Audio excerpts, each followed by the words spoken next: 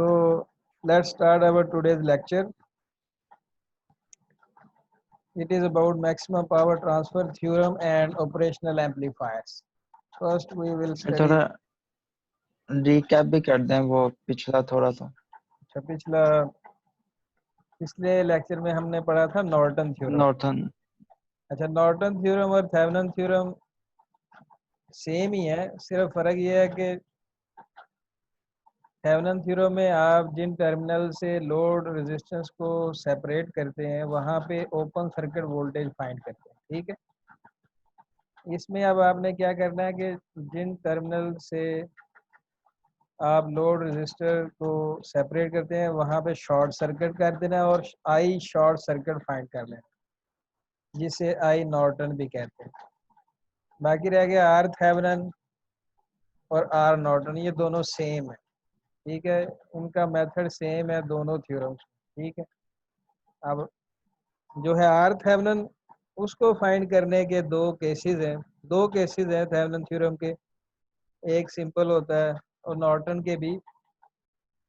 पहला केस दोनों में ये है कि जब सर्किट में सिर्फ इंडिपेंडेंट सोर्सेज लगे हों, तो आपने जब आर थेवेनिन या आर नॉर्टन फाइंड करना है तो सारे इंडिपेंडेंट सोर्सेज को ऑफ कर देना है। इट मींस वोल्टेज सोर्स को शॉर्ट कर देना है और करंट सोर्स को ओपन कर देना है, जितने भी इंडिपेंडेंट सोर्सेज।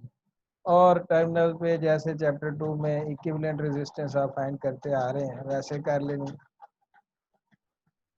दूसरा केस जो दोनों में होता है कि जब सर्किट में दोनों सोर्सेज हो, इंडिपेंडेंट भी और डिपेंडेंट। तो उसके आगे मेथड दो है कि या तो आप जिन टर्मिनल से आपने लोड रेजिस्टेंस को लैदा किया है वहाँ एक टेस्ट सोर्स वोल्टेज लगा लें, टेस्ट वोल्टेज सोर्स लगा लें 1 वोल्ट का या 5 वोल्ट का, जो भी आपको सूटेबल हो।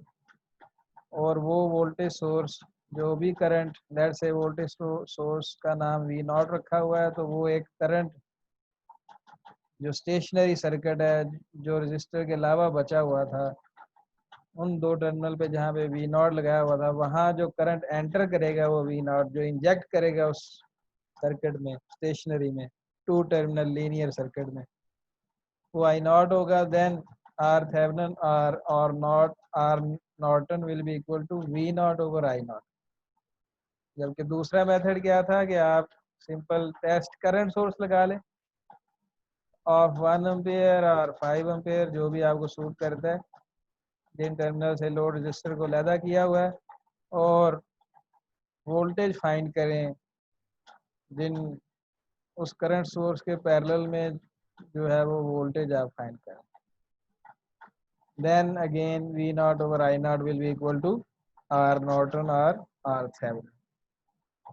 ठीक है, बाकी सेम है, बस एक चीज़ का फ़र्क है नॉर्टन में कि इसमें अब आई शॉर्ट सर्किट फाइंड करना है जो कि आई नॉर्टन होता है, बाकी आर थेवेनिन ही आर नॉर्टन है। ठीक है, क्लियर होगी बात ये नहीं? Yes sir. अब ये मैक्सिमम पावर ट्रांसफर थ्योरम जो है ये भी असल में थेवेनिन थ्योरम का ही एक स्पेशल केस है। इसमें यह है कि लेट से आपके पास एक सर्किट है और जिसमें जिस तरह लोड रजिस्टर लगी हुई है वो लगी हुई है, और लोड रजिस्टर के अलावा बाकी कम्प्लेक्स नेटवर्क बना हुआ है, 5-6 और रजिस्टर्स भी हैं, वोल्टेज सोर्स लगा हुआ है या करंट सोर्स भी है लगा हुआ है। तो क्या कोई ऐसी कंडीशन है जिसमें वो जो लोड रजिस्टर लगाई हुई है उसको मैक्सिमम पावर मिले? ठीक है, हमारा मेन पर्पस क्या है, जैसे ये फैन है, फैन को भी जब आप मॉडल करते हैं तो एक रजिस्टर के इक्वल ही ये बन जाता है। इसी तरह कोई भी डीसी मोटर भी एक रजिस्टर के की तरह आप उसे मॉडल कर सकते हैं। एक बल्ब जो है उसको आप एक रजिस्टर की तरह, लोड रजिस्टर की तरह मॉडल कर सकते हैं। एलईडी की जो एलईडी बैंक है उसको भी आप एक रजिस्टर की तरह मॉडल कर सकते हैं। हमारा मेन पर्पस है कि फैन को, बल्ब को, एलईडी बैंक को या कोई भी मोटर को उसको मैक्सिमम पावर मिले। क्या मिले भाई? Maximum power. बाकी किधर गए हैं लड़के? Yes sir. ये किधर है अब्दुल सारे रहीम? इधर ही हैं सर। यस सर, आप इधर ही लोगों है। को समझ आ रही है या नहीं आ रही? यस सर, क्लियर आ रही है। आ रही है सर समझ। मैक्सिमम आ रही है पावर आवाज ट्रांसफर please। फिर हम क्यों कर रहे हैं भाई? कि जितने भी लोड रजिस्टर है, जो कि असल में आपको देखने में तो वो रजिस्टर नजर आती है ना, लेकिन वो कोई भी डिवाइस हो सकती है। ठीक है, कोई भी यूजफुल मशीन है, ये मोटर है, फैन है, एसी है, बल्ब है, एलईडी बैंक है, कोई भी ऐसी चीज जो इलेक्ट्रिसिटी कंज्यूम करती है, उसको इवेंचुअली आप एक रजिस्टर से मॉडल कर सकते हैं। और हमारी ख्वाहिश क्या है? What we desire most is to transfer maximum power to the load. ठीक है, ताकि वो ज्यादा से ज्यादा जो है वो लोड को चला सके। उसके लिए अब हमने देखना है कि क्या कोई ऐसी कंडीशन है जिसमें सर्किट जो है वो लोड रजिस्टर को मैक्सिमम पावर ट्रांसफर करेगा। कौन सी ऐसी कंडीशन है या स्टिपुलेशन आप कह सकते हैं, जिसमें लोड रजिस्टर को क्या मिले? मैक्सिमम पावर मिले।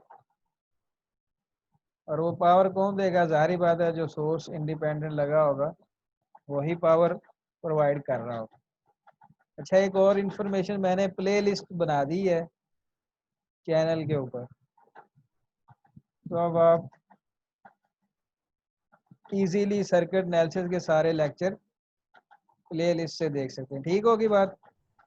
सर ये यस उसका सर। लिंक सेंड यस कर सर, दो बेहतरीन हो दोबारा गया ग्रुप सर। में। अच्छा, अब जो है आज एक और काम होगा। एक असाइनमेंट अपलोड करूंगा जिसमें आप दो, बल्कि असाइनमेंट छोटी छोटी होंगी, ज्यादा नहीं, 5-5 सवाल होंगे दोनों। एक करूंगा मैश और नोडल एनालिसिस को मिला के, एक करूंगा सोर्स ट्रांसफॉर्मेशन सुपरपोजिशन को मिला के, और जो एक रह जाएगी दूसरा पार्ट जो होगा उसमें हम थेवेनिन और नॉर्टन को भी कर लेंगे। तो इस तरह आपकी प्रेपरेशन भी हो जाएगी और सवाल ज़्यादा नहीं होंगे। हर टॉपिक से एक एक दो दो सवाल मैं दे दूंगा, लेकिन सवाल ऐसा दूंगा कि वो जो कर लेगा अच्छे तरीके से, मेरा मानना है कि वो कोई भी या नॉर्टन का या सोर्स ट्रांसफॉर्मेशन का या मैश का सवाल वो कर सकता है अगर वो कंसेप्चुअल स्टडी करेगा। और आपको पता है मैं अवेलेबल हूँ व्हाट्सएप ग्रुप पे, आपको कोई भी प्रॉब्लम आती है तो आप जो है वो पूछ सकते हैं।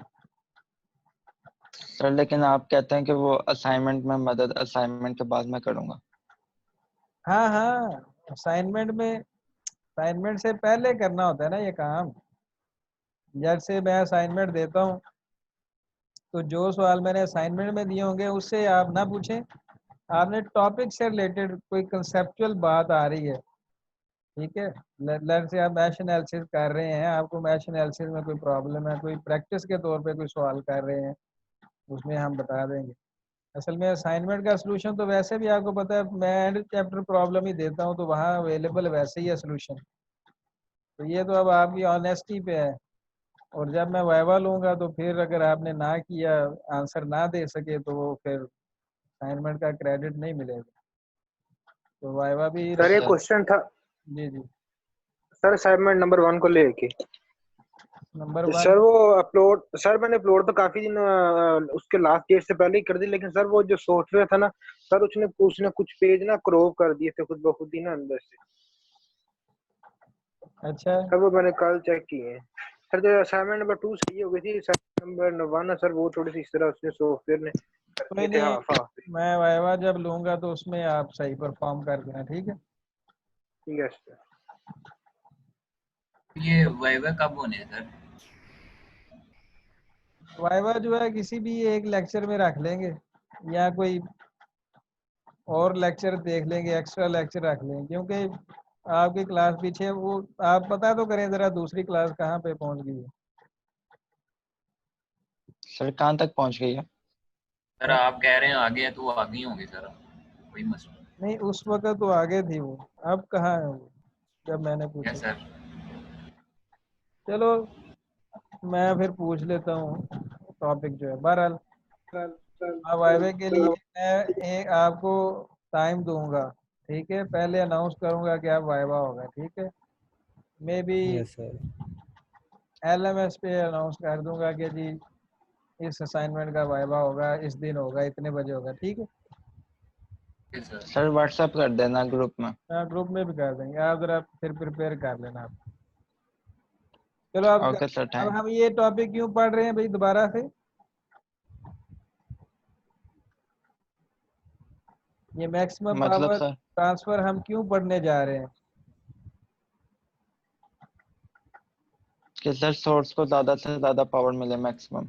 सोर्स को नहीं, सोर्स को नहीं, सॉरी सॉरी, लोड को। लोड रजिस्टर जो कि कोई भी यूजफुल मशीन हो सकती है, मोटर हो सकती है, डिवाइस हो सकती है, या सिंपल ब्रेड बोर्ड पे कोई रजिस्टर लगी हो वो भी हो सकती है लोड रजिस्टर, उसको मैक्सिमम पावर देनी है, ठीक है। तो हम देखना चाहते हैं कि क्या कोई ऐसी कंडीशन है जिसके थ्रू जो सोर्स है वो मैक्सिमम पावर ट्रांसफर करे। तो वो हम करेंगे कैसे, वो हम ऐसे करेंगे कि पहले लोड को जो पावर मिलती है ना उसका फार्मूला ड्राइव कर लेंगे, पावर का फार्मूला ड्राइव कर लेंगे। Simple V I square, power किसका इक्वल होता है, वी स्केयर ओवर आर होता है या आई स्केयर आर होती है, फार्मूला पता है ना आपको पावर का, पढ़ा होगा। Yes sir. या P is equal to V I भी फार्मूला है उसका। इनमें से कोई फार्मूला लगा के ड्राइव कर लेंगे, और बाद में आपको पता है एक टेक्निक यूज होती है,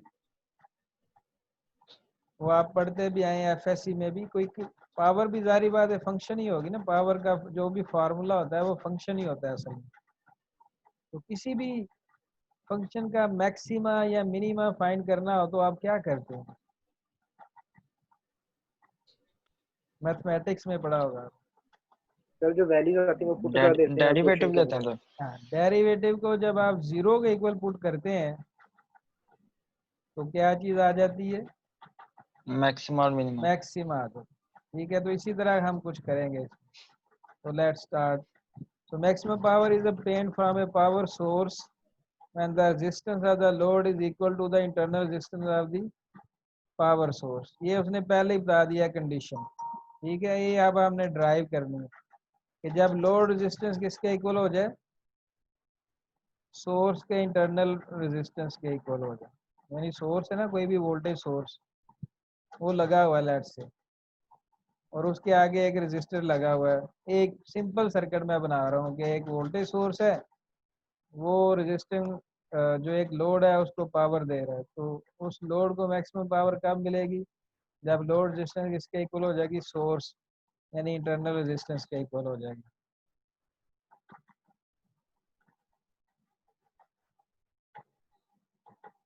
So in many practical situations a circuit is designed to provide power to a load, ठीक है। जैसे ये लोड है इसको अब हमने पावर देनी है। There are areas such as communications where it is desirable to maximize the power delivered to the load। ये लोड को जो पावर डिलीवर होनी है उसे हमने मैक्सिमाइज करना है। कुछ इंजीनियरिंग में कुछ एरियाज हैं जिसमें कम्युनिकेशन की जो फील्ड है इसमें इसका बड़ा इस्तेमाल है कि लोड को मैक्सिमम पावर देनी पड़ती है। तो उसके लिए हम क्या करेंगे, the Thevenin equivalent is useful in finding the maximum power a linear circuit can deliver to the load, ठीक है। तो थेवेनिन इक्विवेलेंट एक ऐसा थ्योरम है जिसके थ्रू हम वो कंडीशन फाइंड कर लेंगे कि लोड को मैक्सिमम पावर कैसे देनी। So if the entire circuit of, ये थेवेनिन इक्विवेलेंट रिप्रेजेंट हुआ है, ये भी थेवेनिन है, ये क्या है आर थेवेनिन। यहाँ पे लोड लगा हुआ था, लोड को सेपरेट करके जो बाकी कम्प्लेक्स टू टर्मिनल लीनियर और स्टेशनरी सर्किट बचा था उसका थेवेनिन इक्विवेलेंट निकाल लिया था। तो उसमें दो चीजें निकालते हैं आप, वी थेवेनिन और आर थेवेनिन। अब दोबारा आपने लोड रेजिस्टेंस लगा दी। अब हम देखते हैं कि पावर का फार्मूला क्या होता है, आई स्क्वायर लोड को जो आरएल को जो पावर मिलेगी वो किसके इक्वल होगी, आरएल में से जो करंट फ्लो कर रहा है वो क्या है, आई, और रेजिस्टेंस आरएल है। तो पावर जो इसको मिल रही होगी उसका फार्मूला होगा आई स्क्वायर आरएल। तो सिंपल आरएल तो वैसे ही आ गई। आई का फार्मूला क्या है, सर्किट से सीरीज सर्किट में करंट फाइंड करना हो तो क्या फार्मूला होता है भाई, I is equal to V over R. Total voltage over total resistance. Total voltage इस सीरीज सर्किट का वी थेवेनिन है और टोटल रेजिस्टेंस क्या है, R Thevenin plus R L. तो ये सारा आई है और फिर ऊपर उसका क्या कर लिया आपने, स्क्वायर। Square. तो ये लोड को जो पावर मिलनी चाहिए उसका फार्मूला है जब आपने थेवेनिन इक्विवेलेंट यूज किया है, यानी लोड रेजिस्टेंस से पीछे जो भी सर्किट था उसको थेवेनिन इक्विवेलेंट में कन्वर्ट कर लिया। सर ये आई की जगह वी थेवेनिन और आर थेवेनिन, ये इसकी नहीं समझ है। आई की जगह आई स्क्वायर की आई। लेट से अगर यार आपको इस सीरीज सर्किट का करंट निकालना नहीं आता, लेट से ये 5 ओहम है, ये 10 ओहम है और ये 10 वोल्ट है, तो करंट की वैल्यू क्या होगी, पहले चैप्टर की बात है, दूसरे की I is equal to V over R. वो असल में इसको ऐसे पढ़ते हैं, सीरीज सर्किट में लेट से 100 रेजिस्टेंस सीरीज में लगी हुई है और इसी तरह 100 वोल्टेज सोर्स भी सीरीज में लगे हुए हैं, है सारा कुछ ही सीरीज में। लेट से मैं समझाने की खातिर, तो करंट तो सब एलिमेंट्स में सेम होगा ना, सीरीज सर्किट में करंट सेम रहता है, पता है आपको, Yes sir. भी हो जाता है हैं? जी सर। सीरीज सर्किट में करंट सेम रहता है या चेंज हो जाता है? सर सेम सेम रहता है। रहता है, वोल्टेज चेंज होते हैं। हाँ, तो अब आगे ने जब करंट फाइंड करना हो तो असल जो फार्मूला है वी ओवर आर नहीं होता, असल चीज होती है total voltage over total resistance. वो Total. तो वी ओवर आर, आप एक रेजिस्टेंस लगी होती है, एक बैटरी लगी होती है, इसलिए आप कह देते हैं V over R. Yes sir अब पता चल गया। है अब क्लियर हो मैंने कहा गई सर बात? अब पता चल, अब क्लियर हो गई है। ठीक है, ठीक।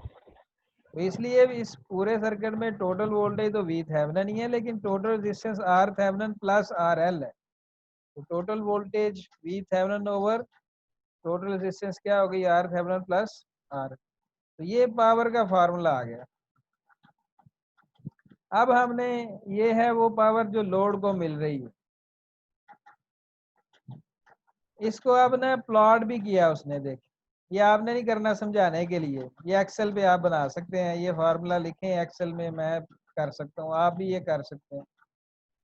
ये एक्सेल पे कॉलम बनाए हुए हैं, वी थेवेनिन का बना लिया, आर थेवेनिन का बना लिया, आर एल का बना लिया, फिर वी थेवेनिन और R Thevenin plus R L का बना लिया, स्क्वायर भी ऊपर कर दिया और पावर का आगे लहदा बना लिया।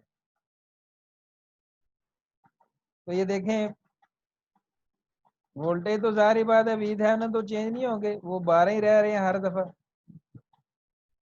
आर थेवेनिन जो है वो भी चेंज नहीं होगी, जो आ गई है पिछला जो कम्प्लेक्स सर्किट था, लोड के पीछे जो भी था, ये दो चीजें तो कांस्टेंट रहेंगी ना, वो कांस्टेंट। आर एल चेंज कर रहे हैं हम क्या कर रहे हैं, आर एल को चेंज कर रहे हैं। ये देखें ये एरो क्या शो कर रहा है आर एल के ऊपर, कि आर एल इज Variable है। वेरिएबल। तो आर एल को पहले 0 रखा, 20 40 60 80 100 120 ये करते करते, और साथ साथ पावर भी कैलकुलेट। जब आर एल 0 रखा है तो पावर 0, आर एल को 20 किया तो पावर 0.2 वाट हो गई, 40 किया तो मजीद थोड़ी सी पावर जो लोड को मिल रही है वो बढ़ रही है, 60 पे मजीद बढ़ गई, 80 पे मजीद बढ़ गई, 100 को, ये इस पूरी रो को बोल्ड किया हुआ है। जब आर एल और ये आर मैं थेवेनिन इक्वल हुई है तो 0.36 है। फिर जब आर एल बढ़ गई आर थेवेनिन से तो कम होना होगा, ट्रेंड क्या हो गया, दोबारा डिक्रीजिंग हो गई। देख रहे हैं आप ये चीज? Yes sir. आरएल को पहले 0 से बढ़ाना शुरू किया, एक पॉइंट आ गया 100 ओहम, और हमने ऑब्जर्व किया कि वो 100 ओहम किसके इक्वल है, असल में आर थेवेनिन के, जब मैक्सिमम पावर मिल रही है। उसके बाद भी अगर बढ़ाएं आरएल को तो रेजिस्टेंस बढ़, तो पावर बढ़ने की बजाय क्या हो रही है, कम हो रही है। तो ये एक बेल शेप जो आप आजकल कोरोना की वजह से बड़ी फेमस जा रही है वो बनती है। शुरू में आहिस्ता आहिस्ता आहिस्ता आप आरएल को बढ़ा रहे हैं तो पावर बढ़ रही बढ़ रही बढ़ रही, पीक आ गई उसकी। फिर अगर आरएल को मजीद बढ़ाएं तो वो क्या है, बढ़ने की बजाय क्या होती है, कम होती है। कम हो रही। क्लियर हो गई ये बात?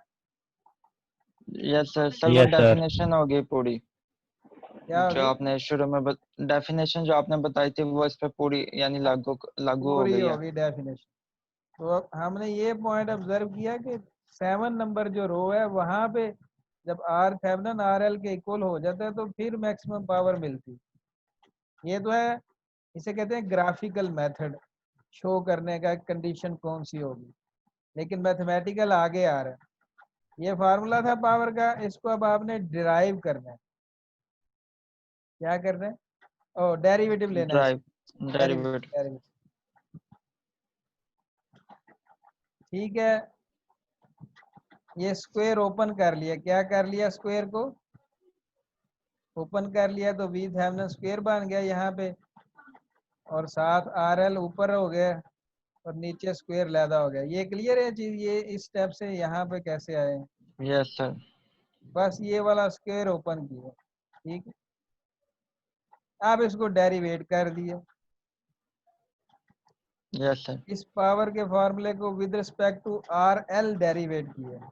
With respect to R L क्यों डेरिवेट किया, कौन बताएगा ये? क्योंकि वही चेंज तो होना है, वेरिएबल है क्योंकि हमने पर लोड। आर एल का फैक्ट देखना है पावर पे, या पावर का फैक्ट देखना है आर एल पे, यानी आर एल को चेंज करने से पावर में क्या चेंज आती है, यही देख रहे हैं ना हम। Yes sir. Yes sir. और चेंज भी आर एल ही हो रही थी, आर थेवेनिन तो कांस्टेंट थी, इसी तरह वी थेवेनिन भी जो चीज चेंज हो रही है डेरिवेटिव उसी का ही बनता है ना। तो ये कोशेंट थ्योरम होता है डेरिवेटिव में, पता है? डेरिवेटिव जब लेते हैं यस तो एक थ्योरम यूज यस होता है, sir. Yes sir. Quotient theorem का पता है ना आपको? Yes sir. सर नीचे वो वाले का लगाया स्क्वायर हुआ ऊपर है वाला एलसीज ये आई। वो सारा लगा दी है, और एंड इस डेरिवेटिव के इक्वल टू 0 रख दी, यानी इस पूरी साइड को किसके इक्वल रख दिया, 0। Equal to 0। ये वी थेवेनिन स्क्वायर उधर जाके 0 हो जाएगा कि नहीं हो जाएगा? हो जाएगा यस सर। सर। मल्टीप्लाई हो रहा है उधर ये भी जाके। उधर जाके नीचे वाला क्यूब वाली टर्म भी 0 हो जाएगी। Yes sir. Yes sir.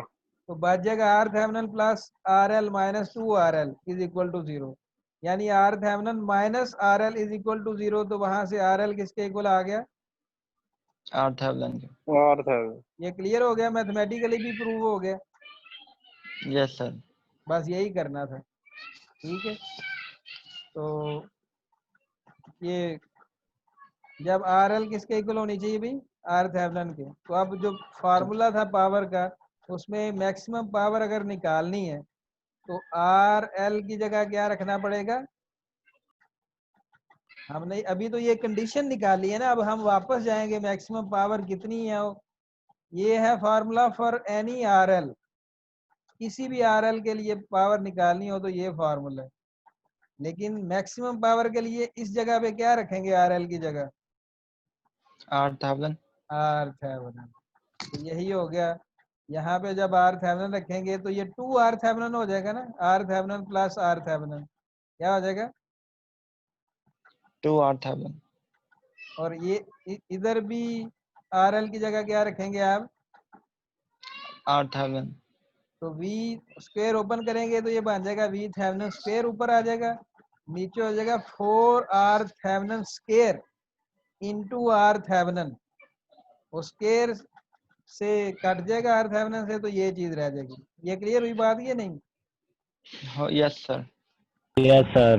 किसी को नहीं पता चली तो बता दे। तो ये अब मैक्सिमम पावर ट्रांसफर का थ्योरम का बल्कि फार्मूला ये है, ठीक है। बाकी आगे कुछ नहीं करना। उसी तरह थेवेनिन थ्योरम से ही होना है। थेवेनिन थ्योरम तो आप करते रहे हैं, इतना अरसा हो गया आपको, पक्के हो गए यस हैं। सर। मतलब ये सर्किट है आरएल को लैदा कर लेंगे, पहले पीछे ये सर्किट बचेगा सारा, इसको थेवेनिन इक्विवेलेंट निकाल लेंगे। जैसे अभी मैंने लैदा कर दिया है, ये पीछे सर्किट बच गया। और एक तो ये ऊपर आ जाता है, यहाँ पे आप फाइंड करेंगे ओपन सर्किट वोल्टेज पहले। तो ये रेजिस्टेंस डेड पार्ट है, ये रेजिस्टेंस भी डेड पार्ट है। तो वी थेवेनिन असल में यस क्या होगा, 3 ओहम के क्रॉस जो वोल्टेज होंगे, तो वो कैसे, यस सर। छोटा सा सीरीज सर्किट बन जाएगा ये वाला। वोल्टेज डिवीजन रूल लगा के 3 ओहम के क्रॉस क्या बनेगा, वोल्टेज 3/5 इंटू 10, तो 6 वी थेवेनिन क्या हो जाएगा 6। आर 6। थेवेनिन के लिए क्या करना होगा, इसी तरह इनको दोनों को क्या कर, ये शॉर्ट हो जाएगा, ये दोनों पैरेलल में आ जाएंगे 2 और 2 और 3, 3 का पैरेलल, और वो 10 और ये दोनों सीरीज। 13.2 होगी, ठीक है। 10 और 2 यस सर। कैंसिल हो गया, 3 और 2 का पैरेलल में 1.2 आंसर आ गया, तो वी थेवेनिन।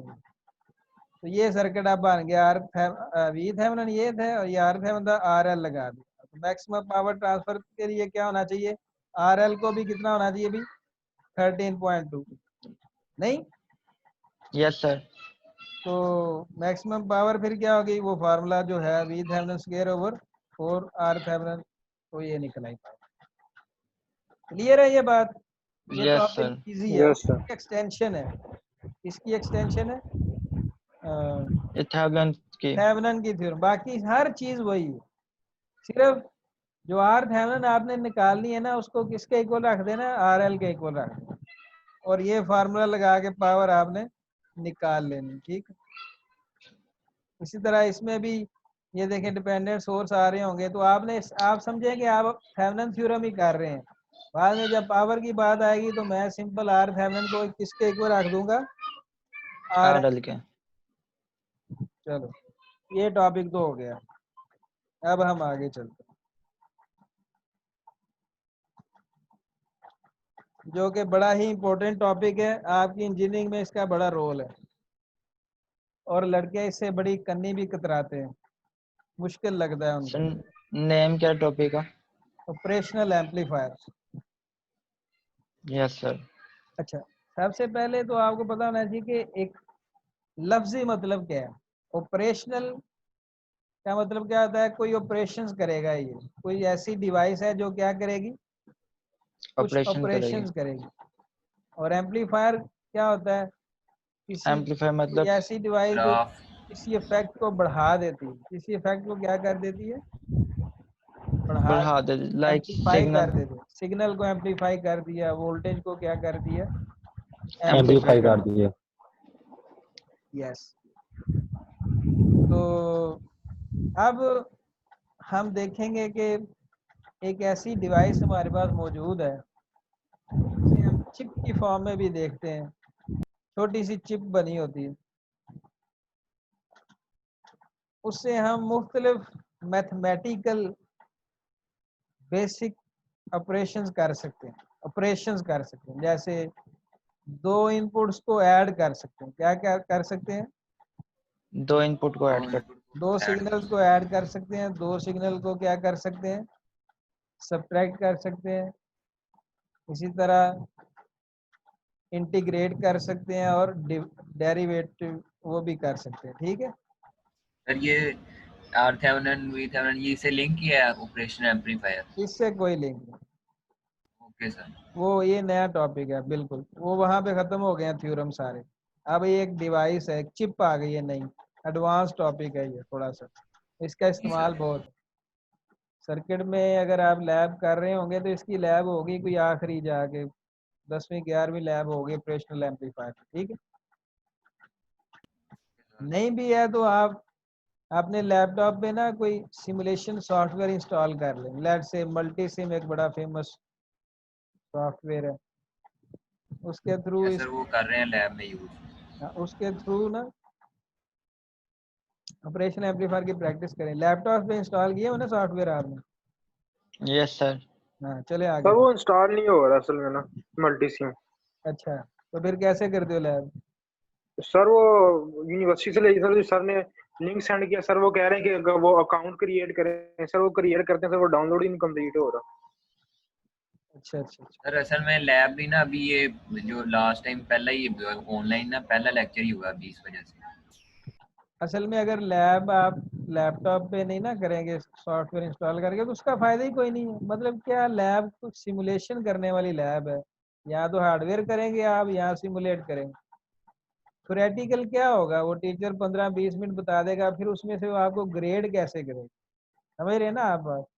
एक टास्क दी यस सर। जाती है, टास्क बंदा एवेलुएट करता है, तो इसलिए अपने लैपटॉप पे ये इंस्टॉल कर लो सॉफ्टवेयर जो भी लैब का है। उसमें आप थ्योरी में भी वो हेल्पफुल होता है। लेट से आपने एक क्वेश्चन सॉल्व किया है, आपको नहीं पता चल रहा कि मैंने ठीक किया या गलत किया, तो आप मल्टीसिम पे बना के वोल्ट मीटर या करंट मीटर लगा के अपने आंसर चेक कर सकते हैं। नहीं बात समझे मेरी? यस सर बिल्कुल। क्या समझे बात?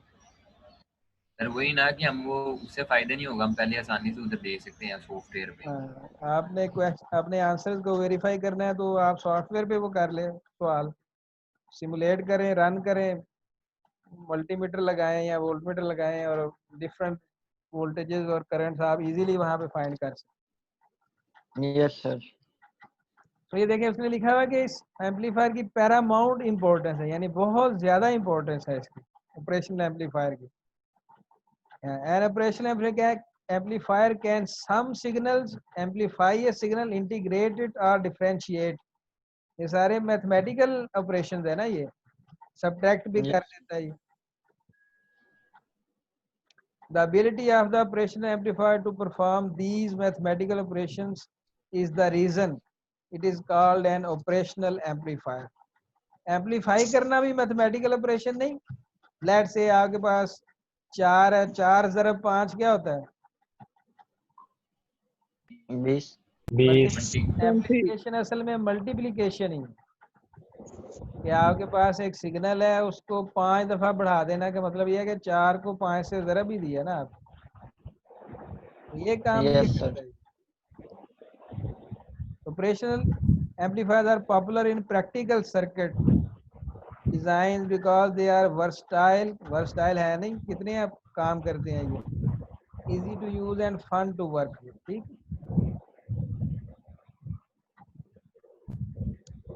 so an operational amplifier is an active circuit element।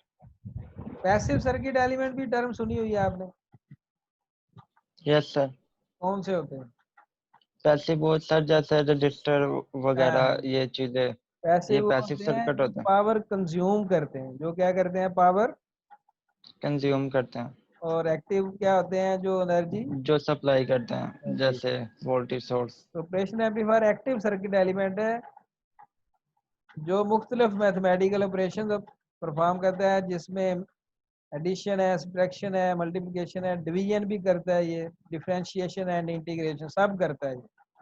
तो चूंकि ये सारे बेसिक ऑपरेशन करता है इसलिए इसकी बड़ी मांग है और बड़ा इंपॉर्टेंट है ये। समझ रहे हैं बात के नहीं आप? Yes sir. अभी ये यस करेगा सर। कैसे अब हम देखेंगे। इसकी शक्ल कुछ इस तरह की होती है, एक चिप सी बनी होती है, ये लेग्स नजर आ रही हैं, ये यस सर। Yes 4 sir. इस तरफ है और 4 इस तरफ। इनको पिन्स भी कहते हैं। क्या कहते हैं? पिन्स। पिन भी कहते हैं। ये ब्रेड बोर्ड के ऊपर ऐसे अंदर घुस जाती हैं ये पिन्स। ब्रेड बोर्ड की जो स्लॉट्स होती है ना, देखी हुई है आपने, yes yes sir. Yes sir. Sir. Yes sir. उनके अंदर ये ऐसे धनस जाती हैं। तो इनकी हर पिन का नाम है, ये देखें। पहली पिन का नाम बैलेंस है, दूसरी का है इन्वर्टिंग इनपुट पिन। ये नाम आपको पता होने चाहिए, याद होने चाहिए। लैब में जब आप करेंगे उस वक्त तो याद होने चाहिए। पहली का नाम बैलेंस है, दूसरी का इन्वर्टिंग इनपुट है, तीसरी का नॉन इन्वर्टिंग इनपुट है, चौथी पे आप माइनस VCC प्रोवाइड करते हैं। फिर पहले ऐसे गए और ऐसे ऊपर यू शेप में इसको आपने पिन आती हैं 1 2 3 4, फिर 5 यहाँ पे नहीं होगा। सर ये हर एक की सेम होती है? हाँ, हर जितने भी ऑपरेशन एम्पलीफायर उनकी पिन कॉन्फ़िगरेशन, इसे हम क्या कहते हैं, pin configuration. Configuration. Pin configuration, वो सेम होती है। ये इधर प्लस VCC है, ये DC बैटरी जो आपने देनी है ना, वो है ये। इधर 6 नंबर पिन से आउटपुट लेते हैं, ये बैलेंस 5 नंबर पिन बैलेंस है। और ये नो कनेक्शन है, इनका पता नहीं क्या यूज है इन दोनों 1, 5 और 8 का। ये अभी मुझे नहीं इसका अंदाजा, इनका मुझे पता है। ये 2, 3 और ये जो है ये नजर आ रही है, यहाँ से थोड़ा सा ग्रूव सा बना हुआ है। Yes sir. अच्छा ये आइडेंटिफिकेशन के लिए कि इस ग्रूव को सामने रखना है आपने और उसकी लेफ्ट साइड से काउंट करनी शुरू कर देनी। ये सामने रखा आपने अपने लेफ्ट साइड से काउंट करनी शुरू कर दी। ठीक है, सिंबल ये है। ये क्या है इसका सिंबल? Symbol sir. तो असल में तो दो ही चीजें मेन इंपॉर्टेंट की हैं, इनपुट वाली और आउटपुट वाली। और ये यहाँ पे प्लस वीसीसी और माइनस वीसीसी यानी 4 और 7 पे आप दे रहे हैं। यूजली जब हम सिंप्लीफाइड सिंबल बनाते हैं ना, सिंप्लीफाइड सिंबल, तो इसको भी नहीं बनाते, ये हज़फ कर जाते यस हैं। सर। प्लस वीसीसी और माइनस, सिंपल ये इनपुट्स बनाते हैं और क्या बनाते हैं? आउटपुट। आउटपुट। ये सिंबल है। ये क्लियर है ये स्लाइड? इसमें कोई यस प्रॉब्लम सर। है? No sir. एक और No, व्यू sir. दे दिया चिप का, ये देखो अगेन एक और व्यू। ये थोड़ी अच्छी डायग्राम नजर आ गया आपको। ये देखें, ये पिन नंबर 2 इन्वर्टिंग पिन है, नॉन इन्वर्टिंग 3 पे, आउटपुट 6 पे है, 7 पे वीसीसी है और 4 पे वीसीसी है। 1 और 5 जो है ऑफसेट नल है, यानी बैलेंस जिसे हम कह रहे हैं। और 8 जो है वो वैसे ही है, वहां पे कोई कनेक्शन नहीं। इसको मजीद एक सर्किट की फॉर्म में दिखा दिया। ये ऐसे वीसीसी लगाते हैं। ये देखिए प्लस वीसी, पॉजिटिव टर्मिनल इधर आ गया, नेगेटिव ग्राउंड हो गया। सिमिलरली एक उसी तरह जब माइनस वीसीसी करना है तो माइनस टर्मिनल इधर लगा दिया पिन नंबर 4 पे सेल का या बैटरी का, और प्लस को क्या कर दिया? ग्राउंड कर। ये क्लियर हुई बात या नहीं? Sir yes sir. वीसीसी का नहीं पता लग रहा। वीसीसी बैटरी होती है यार। क्या आप बैटरी? ठीक है सर। कोई भी डीसी बैटरी, आप लैब में जाए ना, लैब में आपको एक ब्रेड बोर्ड मिलेगा। ठीक है, Yes. ब्रेड बोर्ड के साथ ही ना ऊपर टेबल में 2 बैटरियां पड़ी होंगी। या वो तो पावर सोर्स होता है। हाँ हाँ, वही वही। वहां से वही। आपने वो 12 0 से लेके पता नहीं 50 वोल्ट डीसी तक है, देखिए आपने। यस सर, वो किया। वहां से आपने यस सर। प्लस 12 इधर दे देना और माइनस 12 इधर दे देना। ठीक है ये बात? Yes sir. ये लाजमी देना होता है ऑपरेशनल एम्पलीफायर को वर्किंग कंडीशन में लाने के लिए। ठीक होगी बात? Right yes sir. सर। अच्छा, यहाँ एक और पते की बात बता देता हूँ कि ऑपरेशनल एम्पलीफायर करता है यहाँ छोटी सी 2 और 3 पे आप छोटा सा सिग्नल देते हैं। इनपुट्स क्या देते हैं? बड़ी स्मॉल सी देते हैं, मिली वोल्ट में, लेकिन आउटपुट आ रही होती वोल्ट्स में। लेट से आपने इनपुट दी है 500 मिली वोल्ट, बड़ी छोटी सी मिली वोल्ट, बहुत छोटी सी इनपुट है, लेकिन आउटपुट मिल रही है 10 वोल्ट। तो ये मैजिक हो गया, मैजिक। आप कहेंगे सर सर ये तो उसने मैं बता सिग्नल को एम्पलीफाई कर देना, वोल्टेज को एम्पलीफाई सॉरी कर दिया एम्पलीफाई। है, लेकिन एम्पलीफाई किया तो पावर भी बढ़ गई है। बड़ी होगी कि नहीं बड़ी होगी? Yes sir. अब law Yes, of sir. Conservation of energy क्या कहता है? Energy neither created not destroyed. तो यहाँ तो क्रिएट होगी एनर्जी, तो कहाँ से आई energy? Law of conservation energy fail हो गया हमारा। लग तो यही रहा। नहीं सर हुआ, एनर्जी क्रिएट नहीं की, बस उसे एम्पलीफाई क्योंकि वो किया। एनर्जी पता कहाँ से आई है? ये डीसी बैटरियां ही तो वो एनर्जी दे रही हैं। ये बैटरियां यस कहाँ सर। से आई है?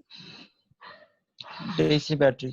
ये डीसी बैटरियां ही वो वोल्टेज जो है, जो एम्पलीफाई हो गए आएंगे ना, उनको यहाँ पे शो कर रही हूँ। फर्क ये है कि यहाँ पे जो आप सिग्नल देंगे ना, वो साइनोसाइडल हो सकता है। क्या हो सकता है? एसी सिग्नल हो सकता है। साइनोसाइड। और आउटपुट भी साइनोसाइडल ही आएगी, लेकिन बड़ी मैग्नीफाइड होके आएगी, उसका एम्पलीट्यूड बड़ा होके आएगा।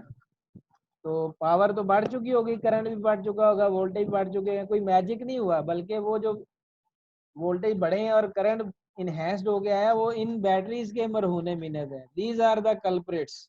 ये वो बैटरी हैं जिन्होंने वो पावर को आउटपुट तक पहुंचाया है। इस ऑपरेशन एम्पलीफायर ने, ये देखिए करंट आ रहा है यहाँ पे प्लस आई, यहाँ से माइनस आई करंट एंटर हो रहा है, ये करंट एक्सट्रैक्ट हो रहा है इन बैटरी से, इनकी हेल्प से फिर यहाँ पे आई नॉट करंट आया और वो ज्यादा होगा, वो क्या होगा, ज्यादा होगा।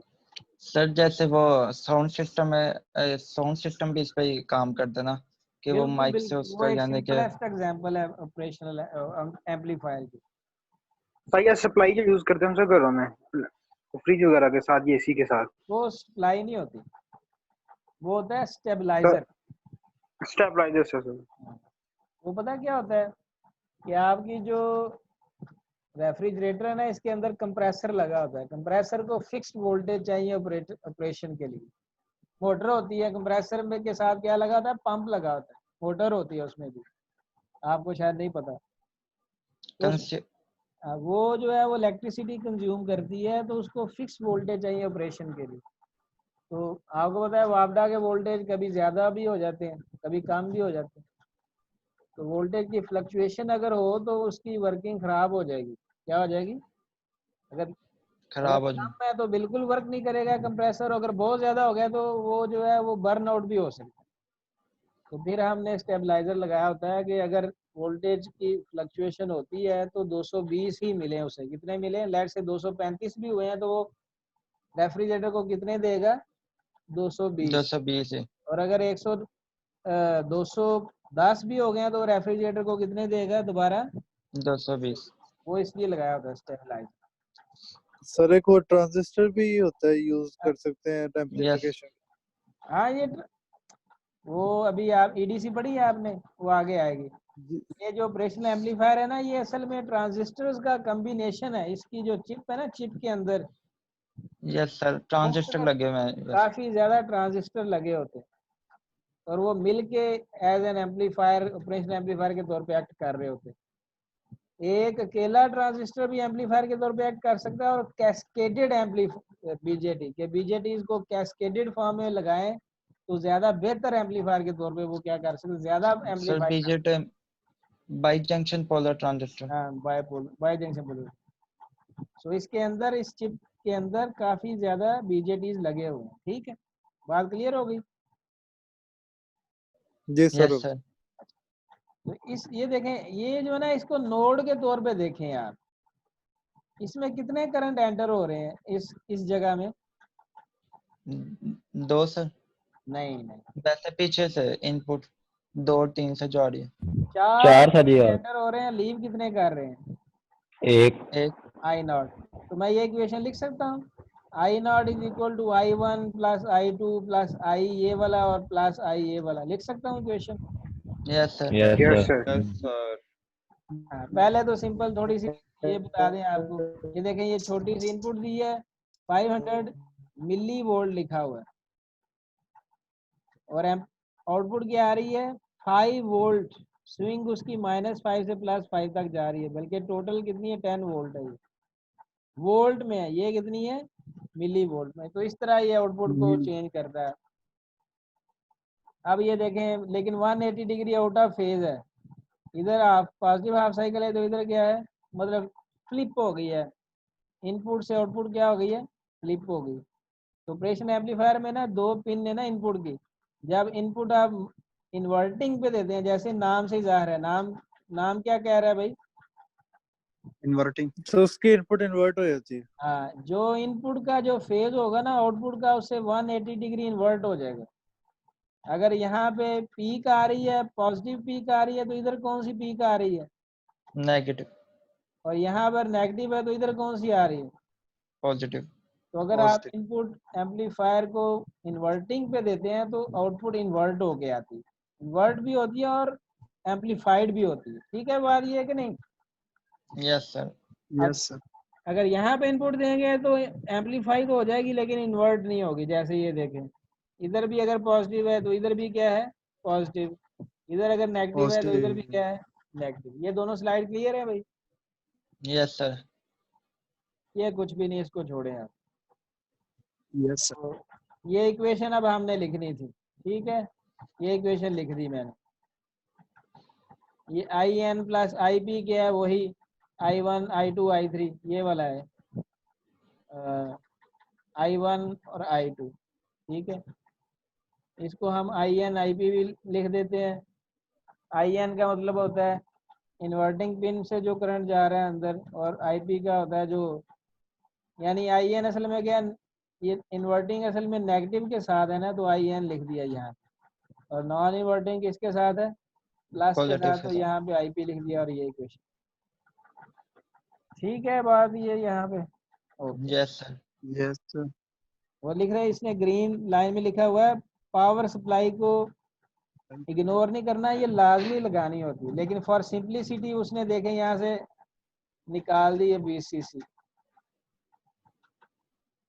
अब ये जो हमारे पास जो एम्पलीफायर है, ये दो तरह के होते हैं ऑपरेशन एम्पलीफायर, एक होता है नॉन आइडियल, एक होता है आइडियल। इस सर्किट को पहले गौर से, इसका इंटरनल सर्किट है, ये कौन सा सर्किट है भाई, इंटरनल किस चीज का इंटरनल सर्किट है, एम्पलीफायर को। एम्पलीफायर। तो इसकी जो ये वाली पिन थी, ये थी नॉन इन्वर्टिंग, ये थी नहीं बल्कि ये इन्वर्टिंग थी, ये कौन सी थी, नॉन इन्वर्टिंग। इधर जो वोल्टेज है पिन के ऊपर वो V1 है, और इधर जो नॉन इन्वर्टिंग पिन के ऊपर है वो V2 है। इन दोनों के बिटवीन एक रेजिस्टेंस लगी हुई है RI, इसे कहते हैं इनपुट रेजिस्टेंस। क्या कहते हैं भाई, इनपुट रेजिस्टेंस। क्योंकि ये इनपुट 2 और 3 जो पिन है, ये इनपुट पिन है ना, इन दोनों के बिटवीन भी एक रेजिस्टेंस लगी हुई, RI उसे कहते हैं। और इन दोनों के क्रॉस, और उस रेजिस्टेंस के क्रॉस जो वोल्टेज ड्रॉप है वो क्या है, VD। वो क्या है भाई, VD। VD। इनपुट रेजिस्टेंस के क्रॉस वोल्टेज ड्रॉप क्या है, VD। VD। तो नॉन आइडियल ऑपरेशनल एम्पलीफायर में इनपुट रेजिस्टेंस की वैल्यू हाई होती है, बहुत ज्यादा। ये देखिए 10⁶ से लेके मेगा, पता नहीं कितनी ज्यादा होती है। तो जब इतनी ज्यादा रेजिस्टेंस होगी तो यहाँ से कोई करंट इधर भी आएगा, V2 की तरफ आएगा कोई no current. Sir, no sir. तो इतनी ज्यादा हाई रेजिस्टेंस होगी कि V1 से V2 करंट नहीं आएगा। V1 से V2 करंट क्या होगा, यानी पिन के नहीं अंदर आएगा। करंट कोई नहीं जाएगा, ना यहाँ से V1 से जाएगा ना V2 से जाएगा। क्लियर होगी ये बात। Yes sir. अब इधर आ जाते हैं आउटपुट साइड पे। आउटपुट साइड पे एक R0 रेजिस्टेंस, ऐसे कहते हैं आउटपुट रेजिस्टेंस। और ये क्या बना हुआ है, यस सर। ये क्या चीज,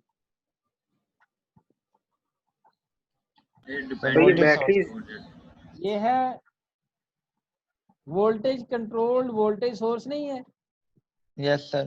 क्योंकि ये है तो वोल्टेज सोर्स है, और चकोर भी है, तो ये डिपेंडेंट वोल्टेज सोर्स है। लेकिन साथ ये जो चीज लिखी हुई ये शो करती है कि ये वोल्टेज सोर्स है, लेकिन ये वोल्टेज कंट्रोल है, करंट कंट्रोल नहीं। क्योंकि ये किस पे डिपेंड कर रहा है, VD पे। किस पे डिपेंड कर VD रहा पे। है, VD। VD पे। और VD वोल्टेज था इनपुट रेजिस्टेंस के क्रॉस जो वोल्टेज ड्रॉप हो रहा है वो वाला।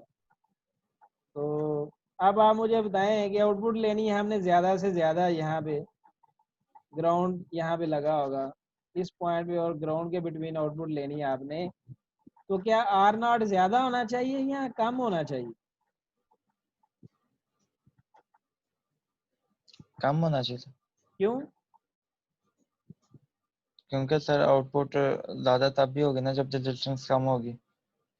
ये कौन सा मतलब, ये असल में अगर लूप भी लगाएं आप, इधर V0 को भी नीचे ग्राउंड कर लो, तो ये लूप लगा लो भाई, क्या लगा लो, लूप।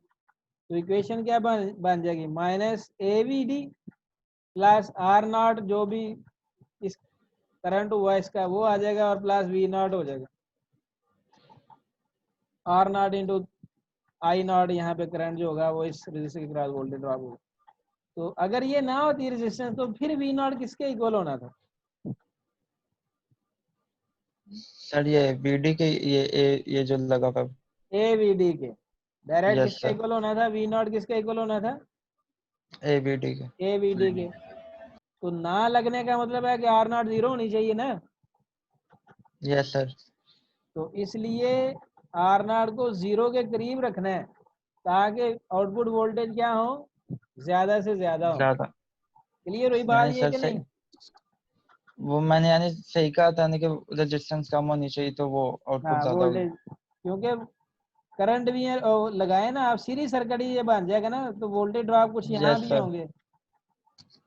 तो अगर ये वाले वोल्टेज ज्यादा ड्रॉप हो गए तो आउटपुट वोल्टेज कम हो जाएंगे। इसलिए अगर आउटपुट वोल्टेज ज्यादा करने हैं तो इधर वोल्टेज कम से कम ड्रॉप करने चाहिए, और इधर अगर वोल्टेज कम ड्रॉप करवाने हैं तो आर नॉट को कम से कम होना चाहिए। ठीक है ये बात के नहीं, क्योंकि V is equal to I naught R naught के इक्वल है।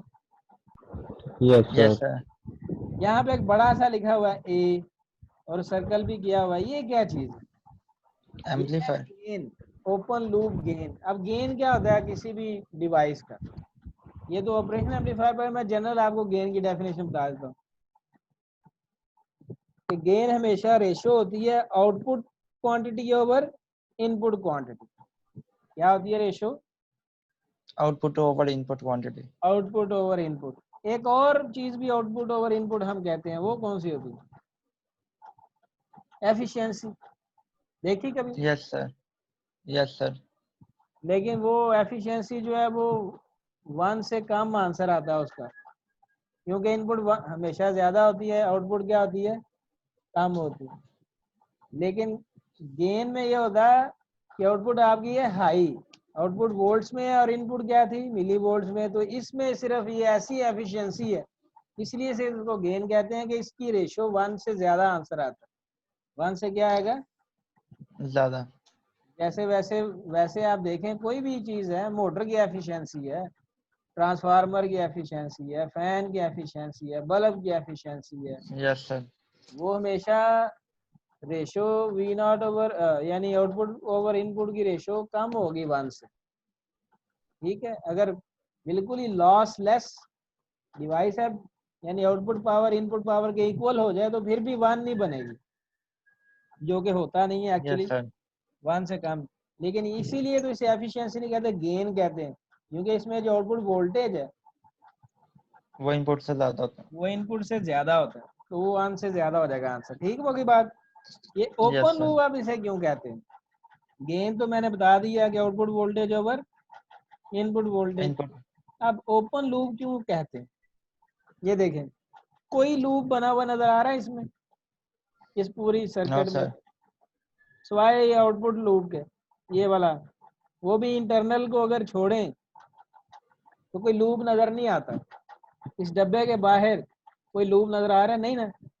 लेकिन अगर मैं नो यहाँ सर। से एक वायर उठाऊं, V नॉट से ऊपर लेके आऊं ऐसे, और यहाँ पे इनपुट के साथ कनेक्ट कर दूं, यहाँ पे बल्कि कनेक्ट कर दूं, V नॉट से उठाई वायर और कहाँ पे कनेक्ट कर V1 दी? पे। V1। तो ये एक फीडबैक नहीं हो जाता कि आउटपुट से वायर कहाँ पे ले आए आप? इनपुट से। इनपुट पे। तो इसे उस वक्त जब आप V नॉट और V इन की रेशो निकालेंगे उसे कहेंगे क्लोज लूप गेन। उसे क्या कहेंगे? Close loop gain. Close loop gain कब होता है? जब आउटपुट से आप फीडबैक कहाँ पे दे देते हैं? इनपुट इनपुट पे। से, यानी आउटपुट को रिफ्लेक्ट बैक कर देते हैं कहाँ पे? इनपुट पे। लेकिन अगर ऐसा ना करें कि आउटपुट से कोई वायर जो है वो इनपुट की तरफ ना लेके आए, तो ये ओपन होगा ना, इनपुट और आउटपुट में ओपन सर्किट एग्जिस्ट करेगा। इसलिए यस सर। इसे हम कहते हैं ओपन लूप गेन। गेन इस केस में भी निकल सकता है।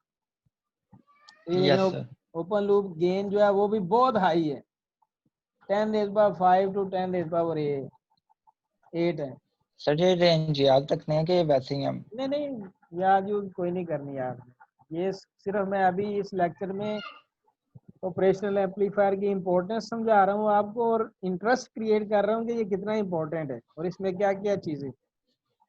Yes sir. समझ रहे हैं ना बात आप? Right sir. ये तो था नॉन आइडियल ऑपरेशन एम्पलीफायर की कुछ चीजें जो आपको पता होनी चाहिए। पता होनी चाहिए वैसे आपको, ये आपको इंडस्ट्री में लेट से आप जाते हैं वाईवे में, वो पूछ सकते हैं हाँ भाई जो ओपन लूप गेन है ऑपरेशन एम्पलीफायर का, वो टिपिकल वैल्यू क्या होती है उसकी? तो आप अगर कह देंगे 100 से 200 होती है, वो कहेगा निकल जाओ यहाँ से। हैं? Yes sir. 10⁵ से आप कहेंगे 10⁵ तक होती है इसके बिटवीन। फिर वो पूछेगा अच्छा भाई इनपुट रेजिस्टेंस हाई होती है या लो होती है? आप सोच में पड़ जाएंगे। लेट से आपने तुक्का लगा भी दिया, आप कहते हैं हाई होती है, तो पूछ लेगा क्यों होती है अभी हाई। ठीक है, आप कहेंगे कि हम चाहते हैं कि कोई करंट जो है वो इंटरनली फ्लो ना करे ऑपरेशनल एम्पलीफायर में, इसलिए हमने इनपुट टर्मिनल में जो रेजिस्टेंस है उसको क्या किया हुआ है, हाई किया हुआ। सर अगर हम बहुत ज्यादा हाई करंट दे देते हैं V1 और V2 पे तो ये जल सकता है, वो अभी आएगी ये जल जाएगा ना? लिमिटेशन आगे आएंगी कि आप कितना दे सकते हैं। जल जाएगा, जाहिर बात है यार, डिवाइस कोई यस भी सर। है, ये बड़ी सोफिस्टिकेटेड डिवाइसेस होती हैं, बड़ी नाजुक मिजाज से, इनकी एक ख़ास लिमिट के अंदर काम करना पड़ता है। उससे ज़्यादा अगर आप इनके साथ खेलेंगे तो ये बर्न आउट हो जाएंगी। और लिमिटेशंस जो हैं वो डेटा शीट मिलती है आपको, पूरी शीट मिलती है जिस पे लिखा होता है इसको इतना वोल्टेज देना है, इसको इतना करंट देना है, इसको इतनी पावर दे सकते हैं। क्लियर होगी बात? Right sir. अब आइडियल में क्या होता है कि ओपन लूप गेम इन्फिनिटी होना चाहिए। इंटरनल इनपुट रेजिस्टेंस हमने तो नॉन आइडियल में तो कहते हैं बहुत ज़्यादा होनी चाहिए, लेकिन आइडियल में क्या होनी चाहिए, बहुत ही ज़्यादा होनी चाहिए, यानी इन्फिनिटी होनी चाहिए। और आउटपुट रेजिस्टेंस आइडियल केस में मैंने कहा था कि अगर आउटपुट वोल्टेज मैक्सिमम करने हैं तो इसको जीरो कर दें, रेजिस्टेंस को कम से कम ही करना है ना। आइडियल केस कम से कम कौन सा होता है, जब ये क्या हो जाए, जीरो। जीरो हो जाए।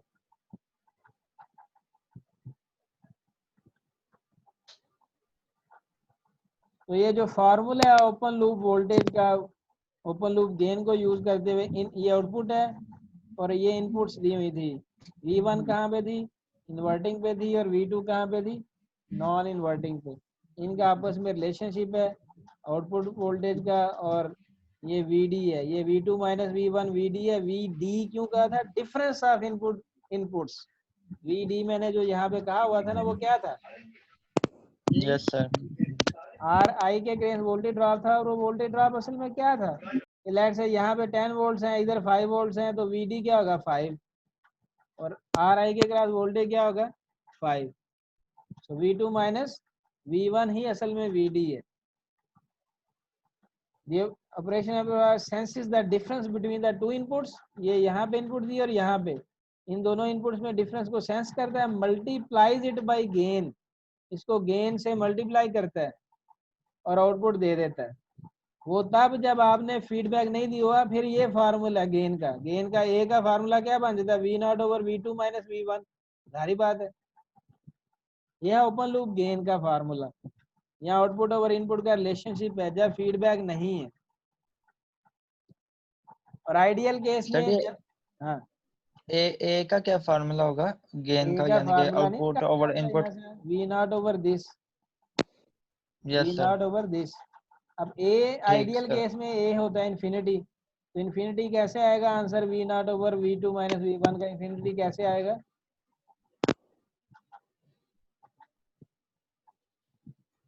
इन्फिनिटी किसी चीज का आंसर लाना हो तो क्या करते हैं आप, 1 डिवाइडेड 0। सर डिवाइडेड बाय 0 हाँ। कर देते इन्फिनिटी आ जाएगा। डिवाइजर को आप क्या कहते हैं, एक न्यूमरेटर होता है, नीचे वाला क्या होता है, डिनोमिनेटर सर, डिनोमिनेटर में 0 से डिनोमिनेटर को आप डिवाइड। जीरो करेंगे ना।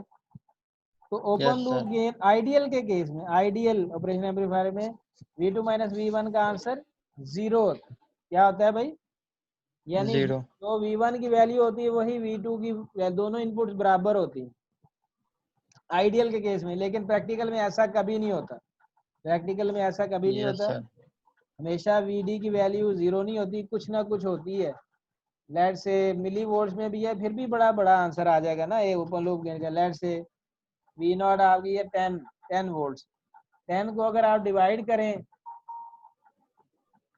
1000 माइक्रो वोल्ट से तो क्या आंसर आएगा, बहुत बड़ा आंसर नहीं आ जाएगा आपका, ठीक है। Yes sir. तो माइक्रो ऊपर चला जाएगा ना, मेगा में कन्वर्ट हो जाएगा, तो मेगा में फिर भी आंसर आ जाएगा। और माइक्रो वोल्ट क्या वोल्ट होते हैं, जीरो के करीब, या मैं तो उसे इग्नोर कर देता हूँ, जीरो ही ले लेते हैं उसे, ठीक है। तो आइडियल केस है, आइडियल केस में ओपन लूप गेन का फार्मूला बहरहाल ये है, जब कोई फीडबैक नहीं आउटपुट से इनपुट की तरफ दिया हुआ। और उसमें भी आगे आइडियल केस है कि जब ये जो VD है असल में ये जीरो हो तो फिर इन्फिनिटी के इक्वल आंसर आ जाएगा। अदरवाइज ये जीरो नहीं होता है, क्लोज टू जीरो होता है, फिर भी बड़ा बड़ा आंसर आ जाता है ए का, मेगा से भी ज्यादा होता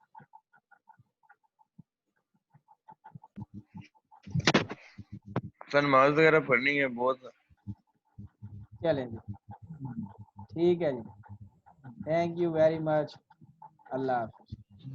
ओके सर, अल्लाह अल्लाह हाफिज हाफिज। सर। अल्लाह हाफिज सर।